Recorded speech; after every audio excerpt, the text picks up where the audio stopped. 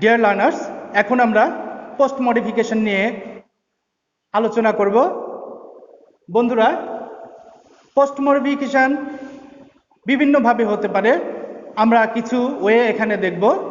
There are many types of modifier, post modifier. Especially post modification will be discussed here. তো প্রথমেই আমি টপিকসটি লিখে নিয়েছি। প্রিয় বন্ধুরা, পোস্ট মডিফায়ার হিসেবে ইনফিনিটিভ, আমরা জানি টু প্লাস ভার্বের ফর্মটিকে বলা হয় ইনফিনিটিভ। তো প্রিয় বন্ধুরা, আমরা এখানে উদাহরণটি ব্ল্যাঙ্ক হিসেবে নিয়েছি। এখানে লেখা আছে we took some steps dash COVID-19 situation. প্রিয় বন্ধুরা, এখানে কোভিড-19 সিচুয়েশন এটি একটি ফ্রেজ, নাউন ফ্রেজ। এইটাকে আমরা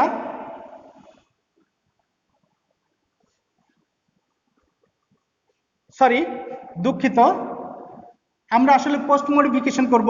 এখানে স্টেপস দেখতে পাচ্ছি প্রিয় বন্ধুরা, এই স্টেপসটি মূলত সাম স্টেপস, এটা নাউন ফ্রেজ। তো এই সাম স্টেপসকে আমরা পোস্ট মডিফিকেশন করব কি দ্বারা? ইনফিনিটিভ দ্বারা। তাহলে আমরা কিন্তু এরকম লিখতে পারি, we took some steps to control. বন্ধুরা দেখেছো, আমরা টু প্লাস ভার্ব এখানে ইউজ করেছি, যা এই সাম স্টেপসকে কি করেছে? পোস্ট মডিফাই করেছে। We took some steps to control COVID-19, এখানে কন্ট্রোল না দিয়ে প্রিভেন্ট বা প্রোটেক্ট বা অন্য আমরা ইনফিনিটিভ ফর্ম এখানে ইউজ করতে পারি। তো প্রিয় বন্ধুরা, আশা করি তোমরা বুঝতে পেরেছ। এটি আসলেও এই ফর্মটি হচ্ছে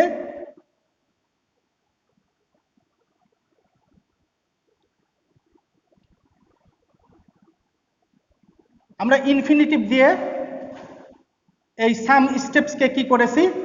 পোস্ট মডিফাই করেছি। এবার নেক্সট রুলে আমরা দেখি, এখানে লেখা আছে পোস্ট মডিফায়ার হিসেবে প্রেজেন্ট পার্টিসিপল। প্রিয় বন্ধুরা, এখানে আমরা দেখতে পাচ্ছি একটা বাক্য নেওয়া হয়েছে, the girl is my younger sister.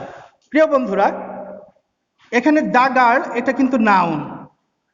তো আমাদেরকে যা করতে হবে, আমাদেরকে প্রেজেন্ট পার্টিসিপল ইউজ করতে হবে যাতে এই গার্ল নাউনটি পোস্ট মডিফাইড হয়। তো আমরা এখানে লিখতে পারি এরকম, দ্য গার্ল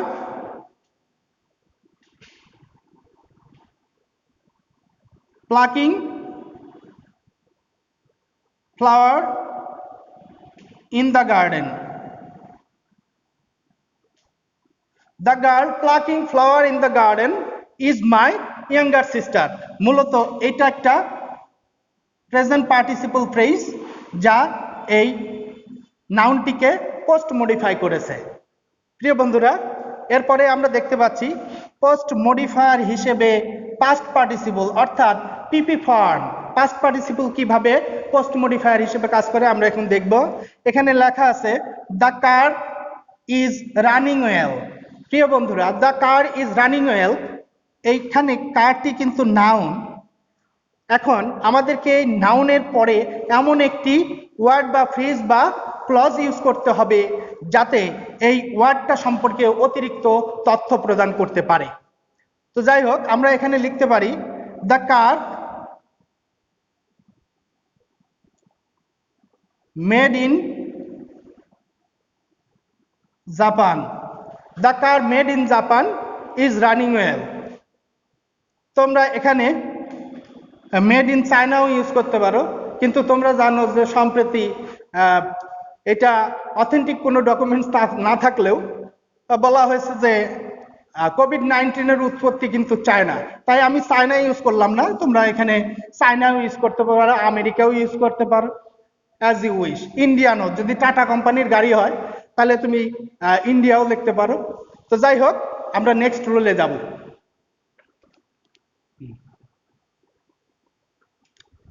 Dear learners, এখানে আমরা আরো কিছু উপায় দেখছি যা যেভাবে আমরা পোস্ট মডিফিকেশন করতে পারি। দেখো, পোস্ট মডিফায়ার হিসেবে প্রিপজিশনাল ফ্রেজ অর্থাৎ প্রিপজিশনাল ফ্রেজকেও আমরা কি করতে পারি, পোস্ট মডিফায়ার হিসেবে ইউজ করতে পারি। এখানে আমরা দেখতে পাচ্ছি the women prepositional phrase. Prepositional phrase দ্বারা আমরা এখানে পোস্ট মডিফিকেশন করব। দ্য উমেন আমরা এখানে দিতে পারি the women in the house, in the, এটাও the women in the house না দিয়ে in the room, in the residence ইত্যাদি আমরা ইউজ করতে পারি। মূল কথা, একটা প্রিপজিশনাল ফ্রেজ তোমাকে এখানে ইউজ করতে হবে যাতে এই নাউনটি পোস্ট মডিফাইড হয়ে থাকে। তো প্রিয় বন্ধুরা, আমরা দেখছি যে ইন দ্য হাউস এই ফ্রেজটি দ্য উমেন সম্পর্কে অতিরিক্ত তথ্য প্রদান করছে, অর্থাৎ the women in the house is very kind. বাড়ির মহিলাটি খুবই দয়ালু। প্রিয় বন্ধুরা, আমরা এরপরে দেখতে পাচ্ছি পোস্ট মডিফায়ার হিসেবে অ্যাপোজিটিভ।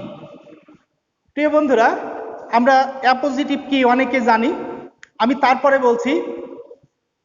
যখন দুটি নাউন পাশাপাশি বসে তখন দ্বিতীয় নাউনটি প্রথম নাউনটি সম্পর্কে অতিরিক্ত তথ্য প্রদান করে থাকে, তখন দ্বিতীয় নাউনটিকে প্রথম নাউনটির অ্যাপোজিশন বলা হয়, অর্থাৎ এটাকে আবার কেস ইন অ্যাপোজিশনও বলে। আর আরেকটি সহজ কথা হলো অ্যাপোজিশনের আগে এবং পরে কমা বসে।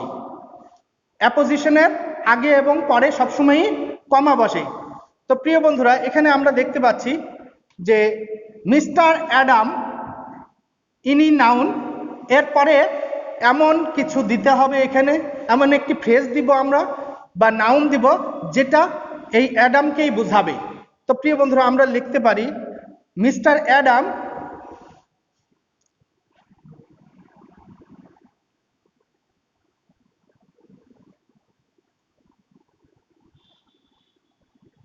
অ্যাসিস্ট্যান্ট টিচার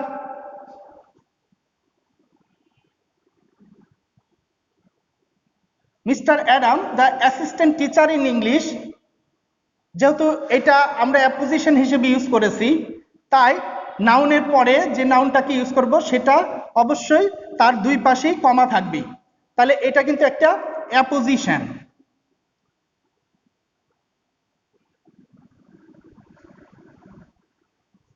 এটা কিন্তু প্রিয় বন্ধুরা, এই অ্যাপোজিশনটা কি করেছে, এই নাউনটির পরে বসে পোস্ট মডিফাই করেছে এবং এই নাউনটি সম্পর্কে, এই অ্যাডাম সম্পর্কে অতিরিক্ত তথ্য প্রদান করেছে।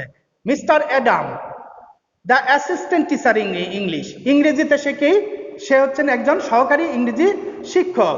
সে is very much friendly to his students, যে তার স্টুডেন্টদের প্রতি খুবই আন্তরিক।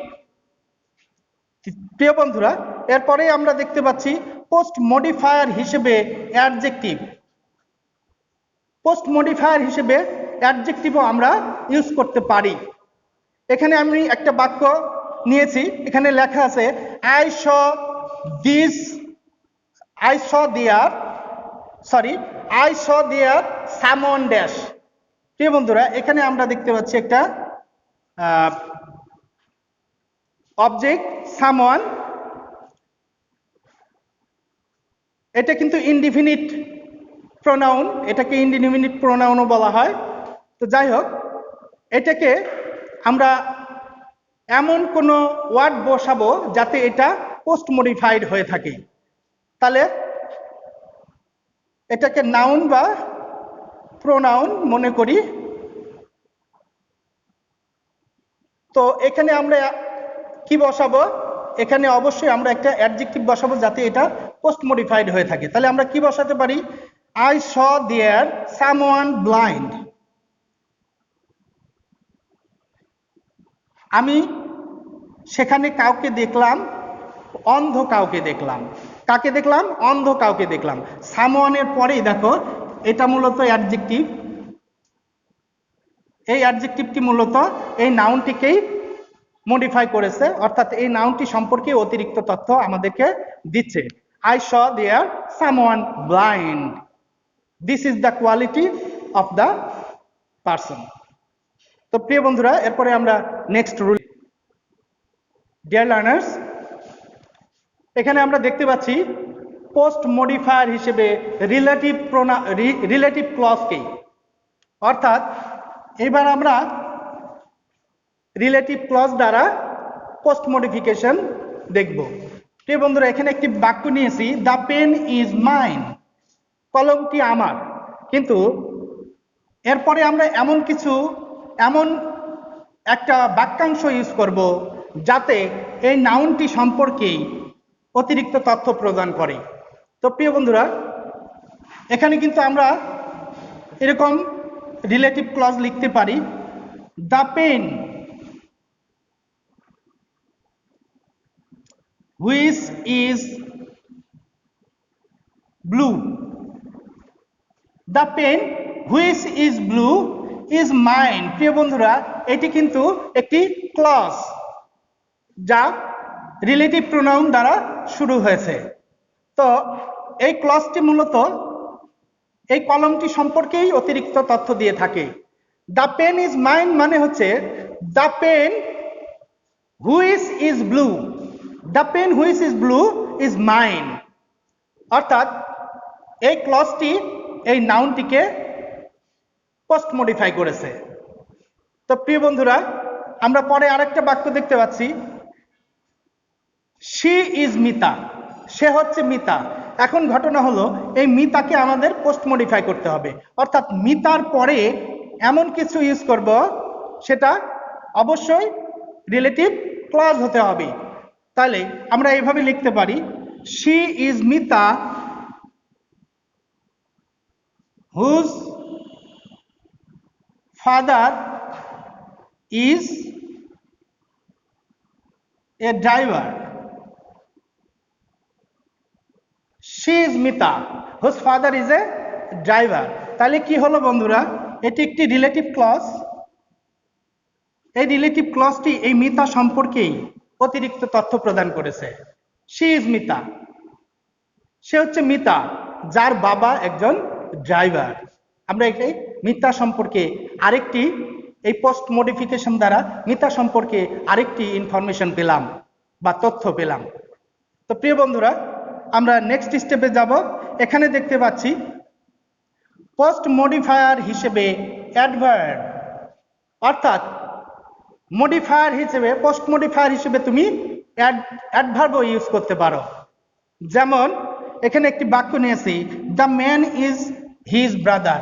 বাক্যটি কমপ্লিট, কিন্তু এখানে একটি গ্যাপ আছে। এই গ্যাপে আমরা কি করব, একটি শূন্যস্থান ব্যবহার করব, একটি অ্যাডভার্ব ব্যবহার করব যাতে এই দ্য ম্যান নাউনটি পোস্ট মডিফাইড হয়। তাহলে কি লিখতে পারি, আমাদেরকে অবশ্যই একটি অ্যাডভার্ব দিতে হবে এখানে। তাহলে দ্য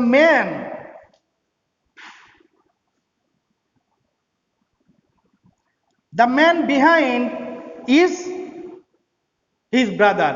প্রিয় বন্ধুরা, এই বিহাইন্ড কিন্তু এখানে একটি অ্যাডভার্ব যা এই নাউন সম্পর্কে অতিরিক্ত তথ্য প্রদান করেছে পোস্ট মডিফায়ার হিসেবে। তো প্রিয় বন্ধুরা, আমরা প্রি মডিফিকেশন এবং পোস্ট মডিফিকেশনটা কিভাবে হতে পারে এখানে অনেকগুলো উপায় আমরা দেখলাম। তোমরা টেক্সট বুকের আলোকে এগুলো চর্চা করবে। আর তোমাদের জন্য একটি উপদেশ, তোমরা প্রি মডিফিকেশন এবং পোস্ট মডিফিকেশন আলাদাভাবে শিখে তারপরে টেক্সট বই দেখে তোমরা প্যাসেজে সলিউশন করতে যাবে। অবশ্যই প্যাসেজে সলিউশন করতে যাওয়ার আগে প্রি মডিফিকেশন এবং পোস্ট মডিফিকেশন আলাদাভাবে শিখে নিবে। তো প্রিয় বন্ধুরা, আজকের মতো এখানেই বিদায় নিচ্ছি। থ্যাংক ইউ, সবাই ভালো থাকবে।